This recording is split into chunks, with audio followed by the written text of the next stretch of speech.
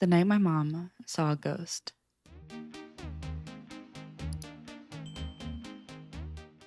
Hi, I'm Eva. I need to start to say that this is a story that happened to my mom, Stephanie. Also, just so you know, my mom has bad headaches all the time. The story happened at my grandparents' house before me and my siblings were born, so it was about 19, 20 years ago. So, all my family, on my dad's side, were gathered because one of my family friends just passed away. Anyways, that night, my mom had a bad headache and she went to sleep because she didn't really know the guy who passed away, so she didn't really care.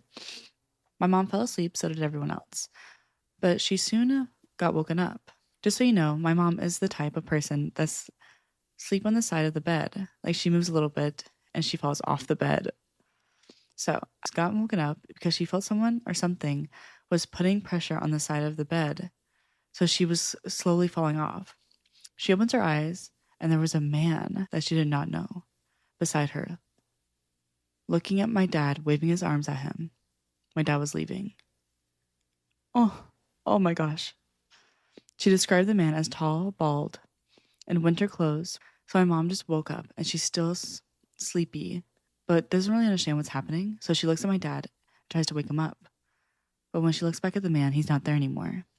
The next morning, my mom goes to my aunt, my dad's sister, because she knew that she was the only one that was going to believe her. So my mom told her everything that I just told you guys, and my aunt turns white and she said, "Hold on," and left running in her room. She came back and showed my mom a picture of a guy. And my mom recognized the guy because it was the guy she saw the night before. And my aunt tells my mom, "That's the guy that just passed away that you were talking about yesterday." Wow, that's actually kind of creepy. Someone said that is interesting. My grandma once saw her father-in-law standing at the end of the bed once, but it was like 12 years after he passed. Then he turned, like he was gonna walk off, but instead just vanished. Oh, okay, I have goosebumps. Someone else said, "Yes, I would say your mom had proof that she saw a ghost. He may not have even known he is deceased and was trying to get your dad's attention." I hope they are able to rest in peace. Because heck nah. Cemetery. No, this isn't your typical let's do a seance in a graveyard. It was all super normal. My brother and I would cut through the cemetery on our way home. It would cut 20 minutes of walking home from school and work. He liked to tease me. Sam was like that. That kind of stuff freaked me out a little. One night, we got off work early. The sun hadn't quite set. Our usual walk turned cold. It was late August. Usually evenings were warm in the upper 70s. We reached just beyond the tree line before the cemetery. I shivered, and something felt off. Sam, chewing his gum loudly, said, "Don't be such a baby. We come through here all the time. It is just grass and graves." I lit a smoke and followed without saying anything else. That is when I heard it. Gurgling. Like someone was choking. It was Sam. I ran over. I had to hit him hard on his back. Nothing. Again. What seemed like an hour, but only a few minutes, he finally spit out his gum. Apparently, he stepped into a low area and I took him off guard. He sucked in air quickly enough to pull the gum into his throat. After that, he spit it out. I saw something. Hovering the graves. Sure, it could have been a smoke from my cigarette. It could have been a person, a cat. I really didn't know anymore. What I do know is what I felt. What he told me he felt. It was colder than normal. I saw some sort of figure, and the hairs on my back, on my neck, stood up. He said something similar, but hashed it up to choking on his gum. We quickly began to leave the cemetery. Then I noticed something else. A little orange cat. She sat down on a grave, watching us as we passed. She didn't run. She didn't make any sound. She just watched us. This creeped me out even more. We went home and never talked again about it. I tried to casually ask about the cemetery, neighbors, friends, etc. One of the neighbors, his backyard backs to the cemetery, said there's an orange cat that seems to have always been at the cemetery. Showed me an old picture of it. It looked the same as the one I saw, but I don't have any proof that I even saw it.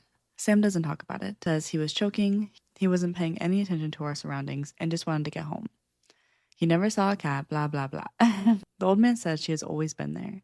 And the gravedigger said they don't have a cat on the grounds. Could the cat have been a spirit? Someone said, when I was in high school, If you drew a straight line from my house to the school, it cuts across the largest cemetery in our city. I too used to use the cemetery as a shortcut, especially if I was running late. It just took more time walking around it. This was back in the 80s, early 90s. My parents never drove me to school, and I had to walk. It was about a 2.5 mile walk for me. That's long. Funny thing is that there was another cemetery just on the other side of my school as well. It was much older, and the students were forbidden to go there. I guess previously, years before, there were complaints about students going there to smoke, litter, or graffiti. One day, on a dare, a few friends and I snuck out of the homes after midnight and went to the large cemetery. I was the only one who stayed the entire night. One of my friends got too scared. Someone said, "Did you check the gravestones? Like maybe the owner had any sort of relation with the animals?" And she said she never checked. Non believer here. It's getting really hard to keep finding explanations for the stuff that is happening.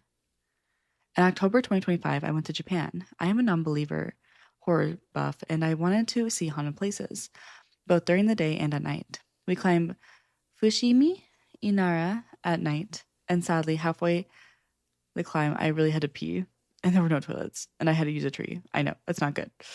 Then, it was a really small town where we had a ryokan near Maaso. We went to a small temple during twilight. It was dedicated to pregnant women, and there were creepy dolls everywhere. I love the atmosphere. Took tons of pictures. Then in Okinawa, we went to this holy tree. It was in the middle of the residential area, but unbelievably dark and creepy.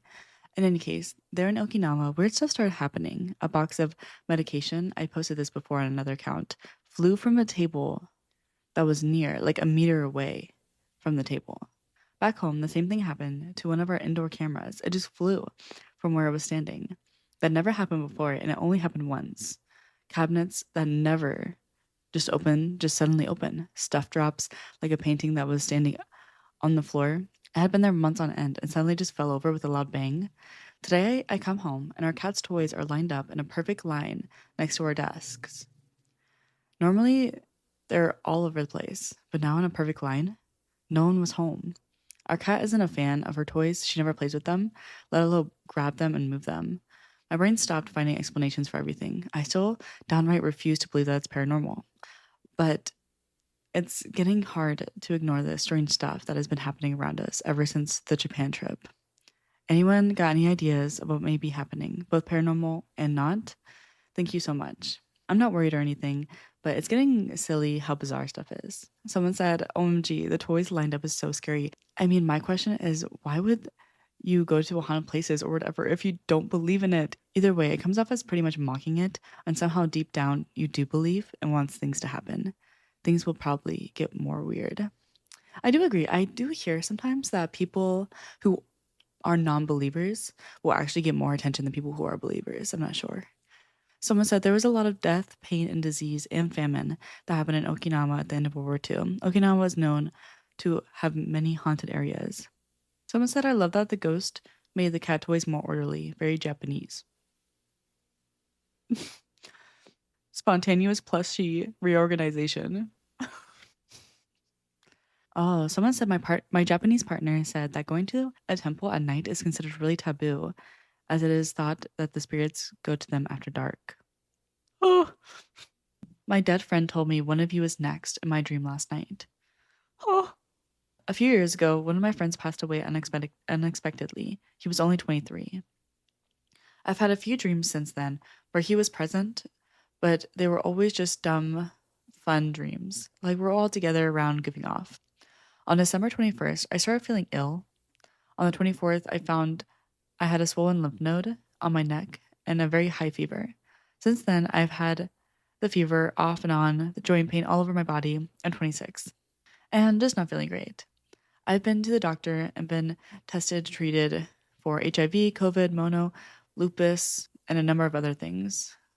All have come back negative.